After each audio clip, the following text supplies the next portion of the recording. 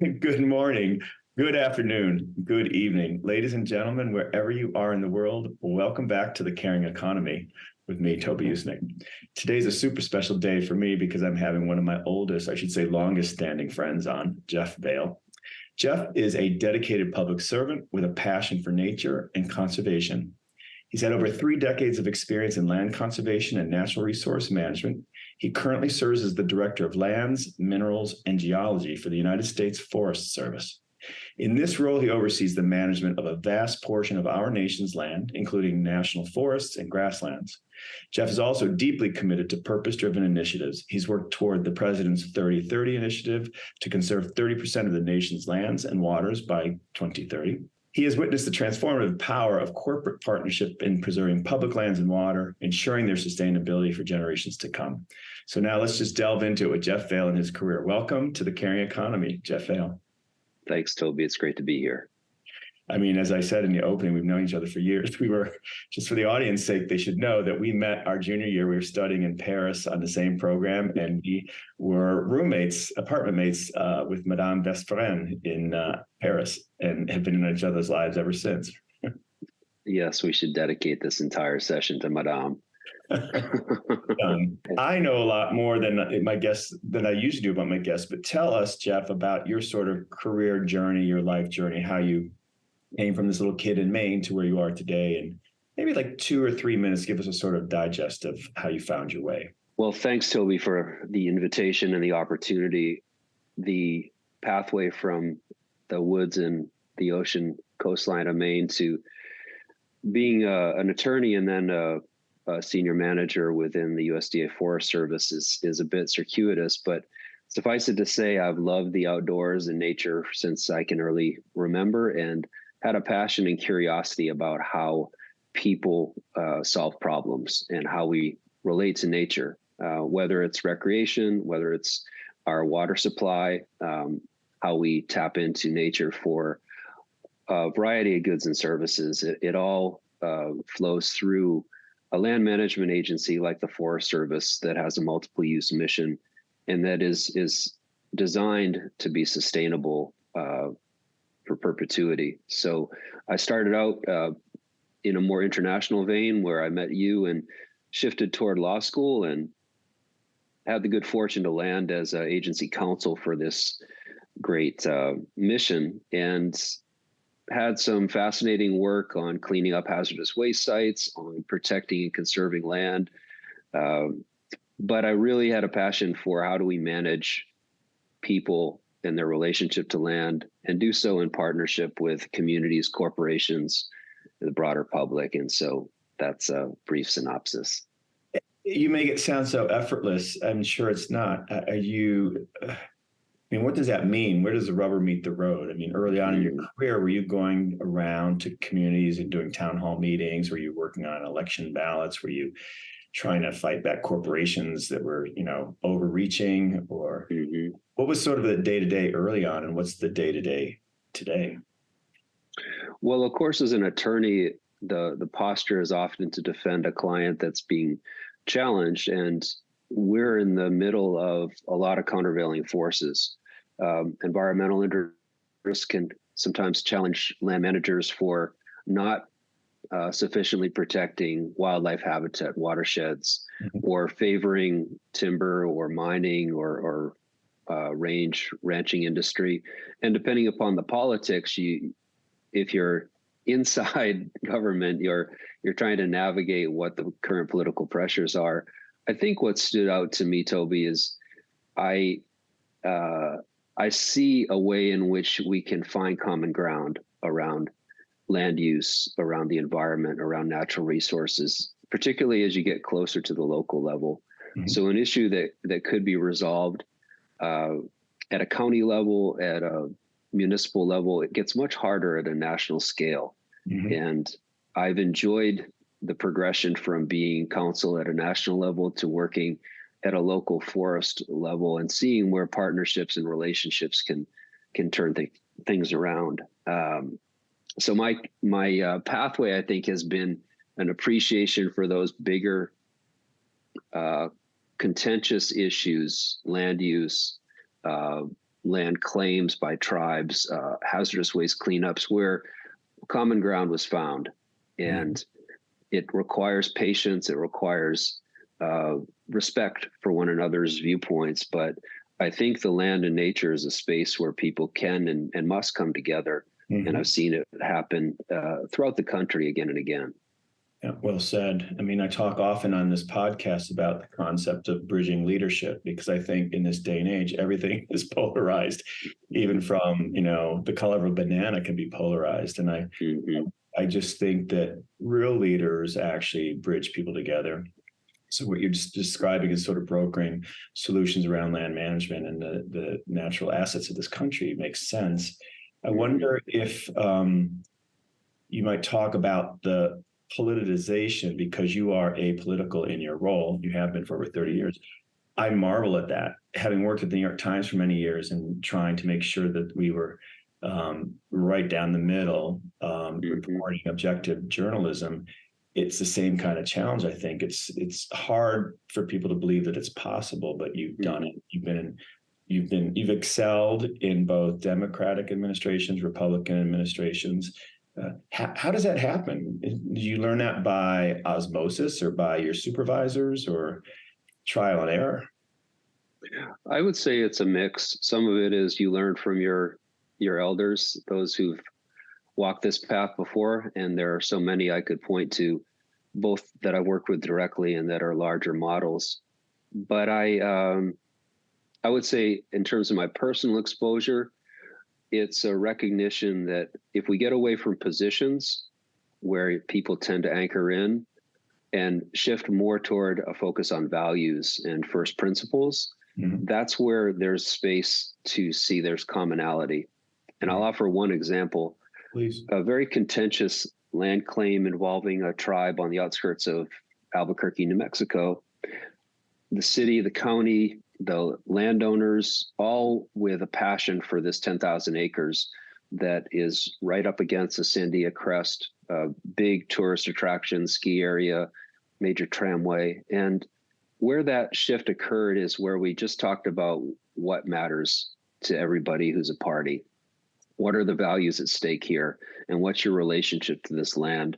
And I'll always forget a woman who led the county contingent and who lived in the contested area talking about her recovery from cancer. And it was during her walks through that contested area, that really special wilderness, that her relationship to the land grew and her health rebounded. And I could notice a shift in the representatives from the tribe. They appreciated her, I would say, heart and soul level appreciation for that land base. Obviously, their interest and their history differed, but there was that connecting point. And ultimately, with Senator Domenici and the entire New Mexico delegation, a resolution that was enacted into law came into being. There's a form of shared management with the tribe. It remains public and open, protected as wilderness for future generations. But that heart conversation around values made all the difference. Really exciting to hear that. Maybe we should step back and you could give our audience a sense of where forestry fits into our government and our representative government more specifically, because as I recall, doesn't it fall under agriculture? That's right. Originally, it was part of the Department of the Interior, like the Park Service, Fish and Wildlife Service.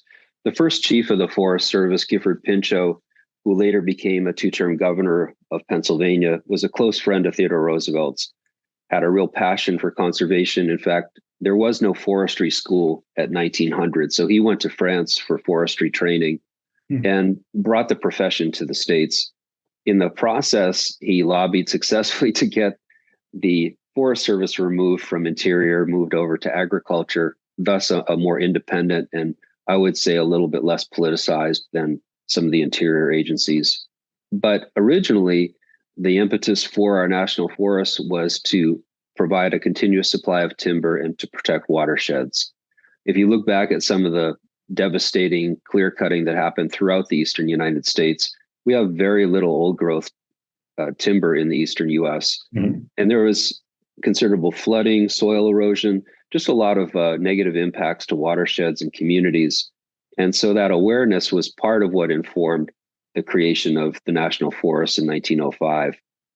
President Roosevelt, using his authority, reserved millions of acres of the public domain as national forests. And now about 200 million acres of the nation's land is in national forest. And just to boil that down, that's the equivalent of the state of California, Oregon, and Washington, but spread out in 43 states and Puerto Rico. Mm-hmm. And that's also, for the climate, you think about carbon sinks and the role that that forests play above and beyond just timber and the watershed. So it's great that we're preserving what we have, old or new timber. I wonder if you could say a little bit about the private sector there, the Weyerhaeusers and other big companies that are the big timber companies. Do you have a healthy, positive relationship with them, or are you meant to stay neutral with them? How do you engage with the private sector? So there's an ongoing timber sale program as part of the Forest Service. At times, it's been pretty robust and active. And in more recent years, the focus has more been on sustainability, maintaining biodiversity. So I think rightfully so, the scope and scale of our timber sale program and our work with those companies is not as expansive as it was, but it's definitely still alive and well. Many of the companies you mentioned have major private land holdings. So the wood basket of America, if you will, is really in the southeastern United States. You have longer growing seasons. The geography is more conducive to the kind of large scale commercial timber operations that those companies operate. So there are timber sales, certainly on the national forest. We provide over 3 billion board feet of timber per year for forest products off the national forest. And that's well down from a high of close to 12 billion board feet during the 1980s. What about with climate change, about the blights and all the different sort of infestations? Is that something that are there warning signs out there, or do you feel that we have things in control? Or we do not have things in control, and the warning signs are everywhere. I would offer that in any way you look, whether it be insect infestation and disease throughout different forests, whether it be forest conversion as a result of wildfires that are more severe, long-lasting in scope and duration, what comes back isn't necessarily the same forest type. And if you lose that forest ecosystem, you've lost it for good. What also is evident is we've got significant migration and shift of insects, of wildlife, of aquatics, so that habitat ranges are shifting. And we're seeing throughout the US and globally devastating impacts to species, terrestrial, aquatic, what have you. So in the national forests, you're right, we are a major buffer, if you will, against the rise in carbon dioxide. And particularly in areas like Southeast Alaska, tremendous rainforest that's still robust in terms of the carbon that it stores. These are vital to our future, every bit as important as the Amazon. And our partnerships, our relationships with corporate America, as well as with local communities and states, is essential to raising that awareness and making investments that will serve the greater good. I want to pick up on the international and see who's doing it better, so to speak. But also before that, I wonder, we hear about the rainforest Brazil. We hear about Costa Rica being this amazing country for its green practices. But would you say, hazard a guess to say, like, we're kind of at the top of the heap, the middle of the heap, given the vast amount of resources we have?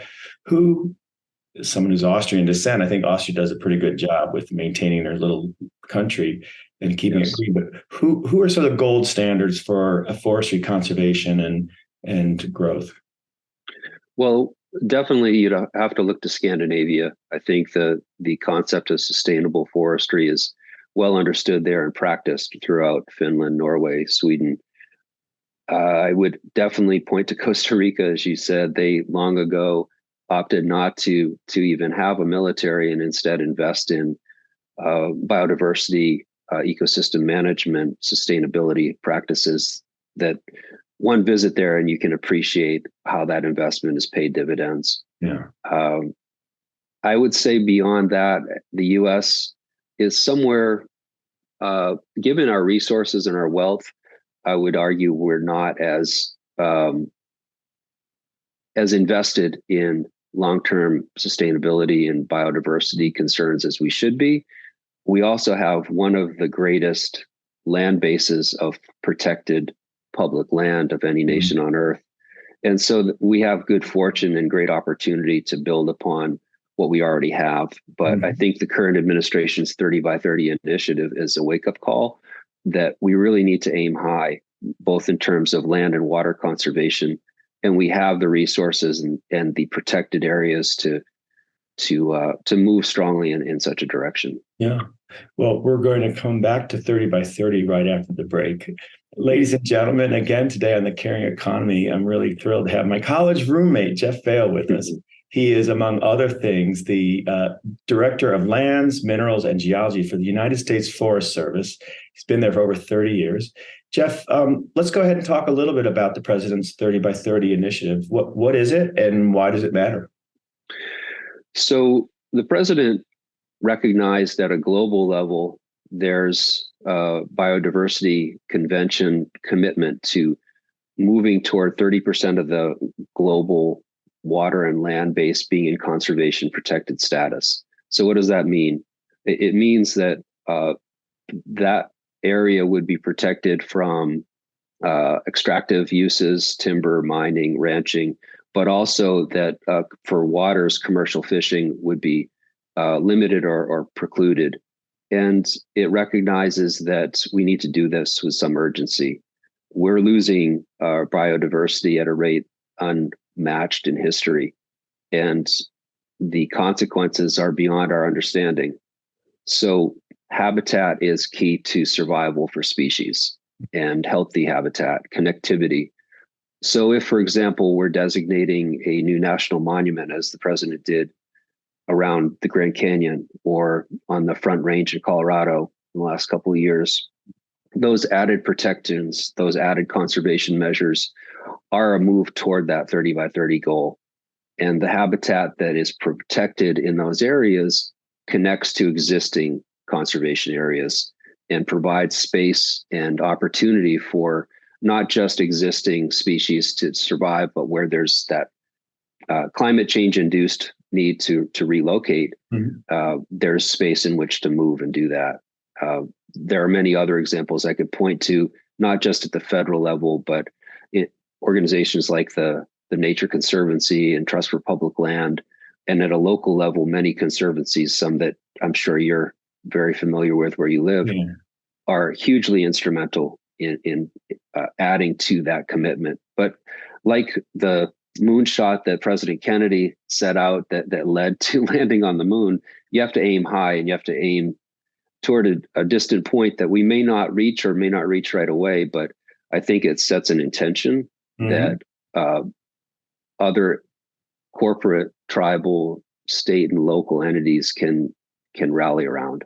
Yes, and also I would say the young people, which I want to ask you about. If people want to act and help address the challenges and the opportunities around our forests, what do you advise them to do? I mean, they can vote, they can campaign, but advise them to educate themselves. And if so, where do you send them? Do you advise them to think twice about what they consume? What sort of actionable advice do you give to young people in particular? I would start wherever you are. If your neighborhood needs some attention because trash in the streets or there's some water quality issues, connect with the local community, the local organizations. If you're in an academic setting, there are any number of opportunities to look at ways to pursue courses in sustainability, in clean water, clean air, in land management, if that's your passion or interest. I think too, there are any number of programs, youth volunteer, youth employment programs, many of which I've worked with over the years, Student Conservation Association, other conservation associations throughout the country, various internship programs. We have within the Forest Service called a resource assistant program for recent college and graduate students to work with us in various capacities for 9 months. And after those 9 months, you've obtained direct hire authority. So we can bring you into the agency directly without a competitive process.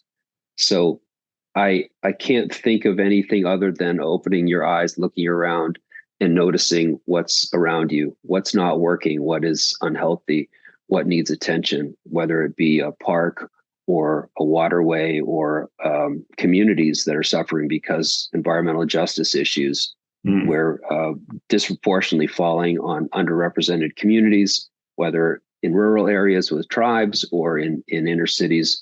There's just an unlimited number of ways in which to tap into work or volunteer or other efforts related to the environment. It's fantastic. When we're talking about young people, and forestry sometimes I think suggests to people it's over there, it's far, it's pretty countryside. But as I recall, in your stellar career, one chapter was being supervisor for the Angeles National Forest. And I remember you sharing with me back then, if you could share a little bit now about being in a forest setting that is at a huge urban center as well. That's not something people necessarily realize.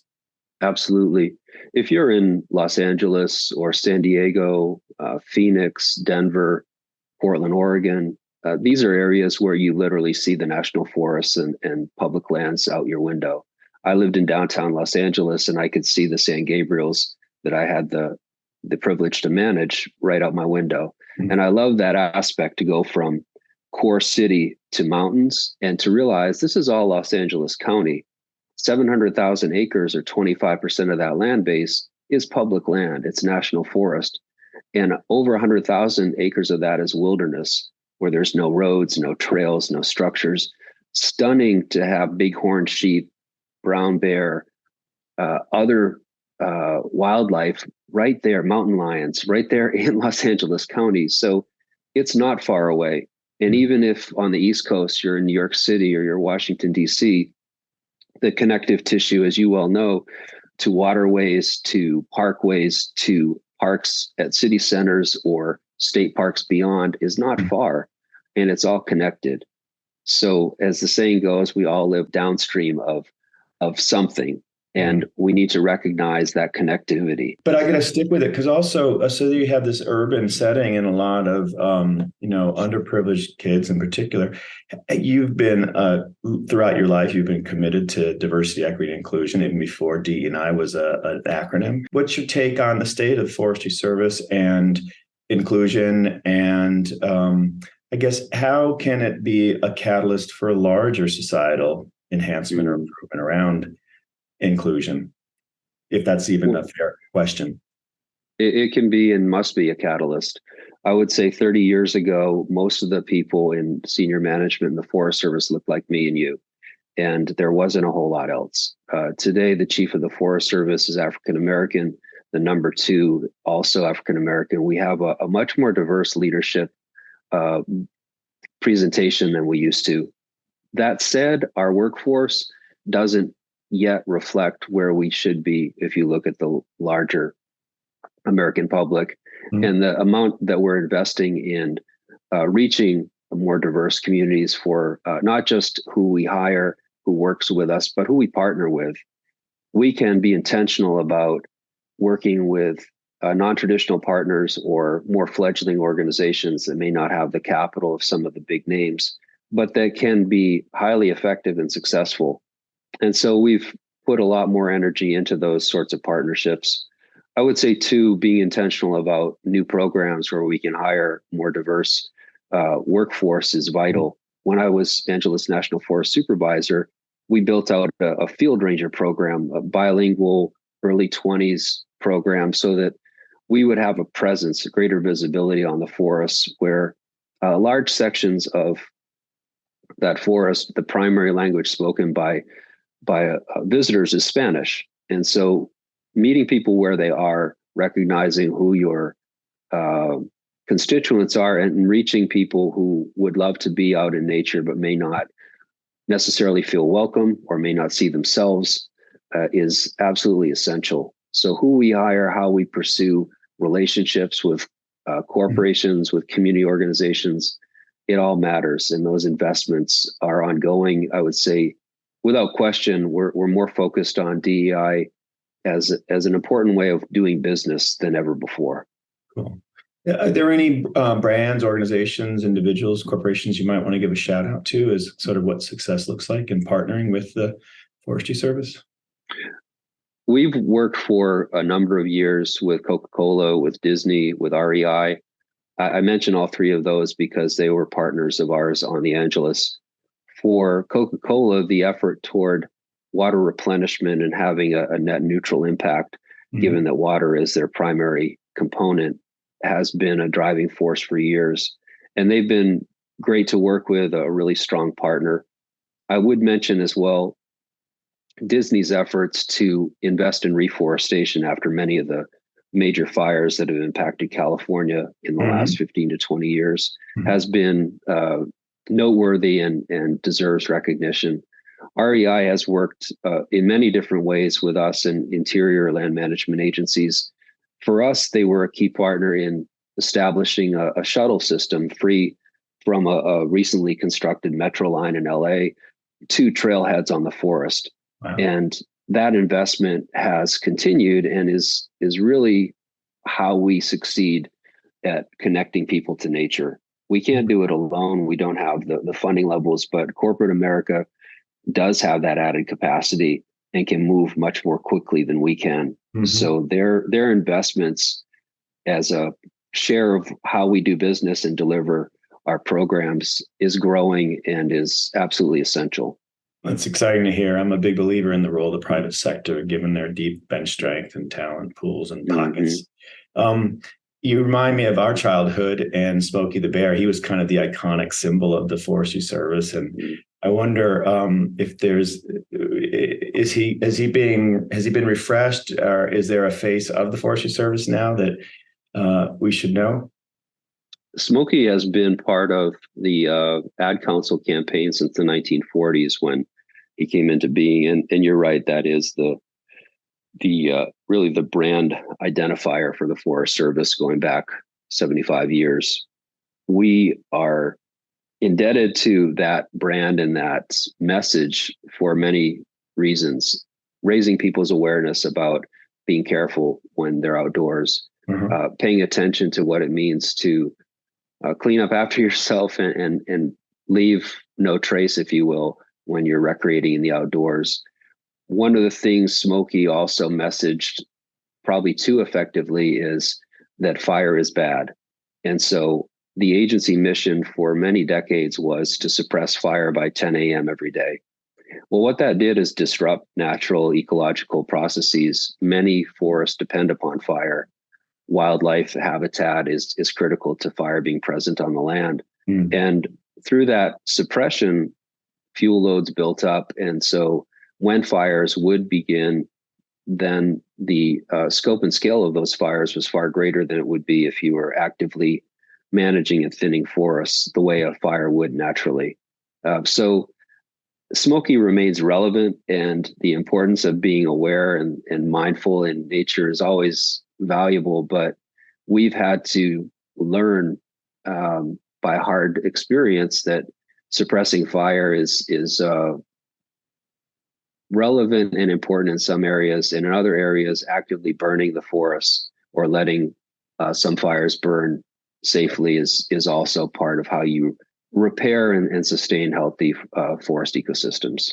Yeah, I think that message has got out more and more. We all know the concept of a controlled burn now, and that's a healthy part of it, can be a healthy part of forestry management. So, well, thanks for the reflection on Smokey. My last question for you, my friend, is pearls of wisdom you've gleaned throughout your career and your life about how one, such as yourself, goes about finding a purpose-driven career, a purpose-driven life that creates the legacy that you have. It's a great question. Everybody has their own motivations and their own passions. What I have come to appreciate over time is if I sit with people and circumstances that may seem difficult or may seem intractable, and ask questions and listen and pay attention to how others are approaching situations. It's not unlike rafting or paddling down a waterway and pulling over to the shore. and watching how others are maneuvering or reflecting on how you made it as far as you did or how you're going to move as you progress down that waterway. If I or others slow down and pay attention, ask questions, notice how others are navigating their lives, then space starts to open up. There starts to be possibilities where all you see before are impediments or barriers. And I don't want to get too Pollyannish, but there's almost no problem that doesn't have a possible way forward. I think the other thing to appreciate in our Native American communities have understood this from time immemorial is to take the long view. And we're here for only a short time, but if we make even a modest positive impact, and it could be just in terms of our relationships, where we may still have disagreements, but we're on better terms. Mm-hmm. But it could also be we partner together on building a new trail or investing in removing invasives from a waterway that will restore natural habitat and increase water availability. There are so many different levels at which we can make progress, and recognize that just as we've built off of the investments and accomplishments of others, there's that space to do so and move the needle in our time.